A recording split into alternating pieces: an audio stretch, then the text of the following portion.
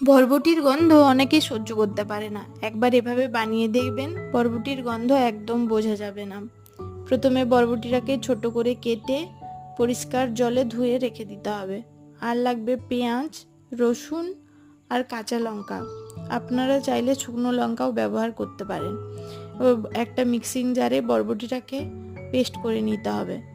তারপর কড়াইয়ের মধ্যে 1 থেকে 1.5 চামচ তেল দিয়ে কালো জিরে, কাঁচা লঙ্কা ফোড়ন দিয়ে রসুনটাকে ভেজে নিতে হবে লাল লাল করে। তারপর দিয়ে দিতে হবে পেঁয়াজটাকেও সুন্দর করে লাল লাল করে ভেজে নিয়ে তার মধ্যে দিয়ে দিতে হবে আগের থেকে বেটে রাখা বরবটির পেস্ট। সেটা একটু নেড়ে চেড়ে নিয়ে দেখবে একটু কালারটা চেঞ্জ হয়ে এলে দিয়ে দিতে হবে নুন, চিনি। আবার কিছুক্ষণ নেড়ে একদম শুকনো হয়ে এলে তখন কালারটা আরও চেঞ্জ হয়ে যাবে, তখন নামিয়ে নিলে রেডি বরবটির ভর্তা।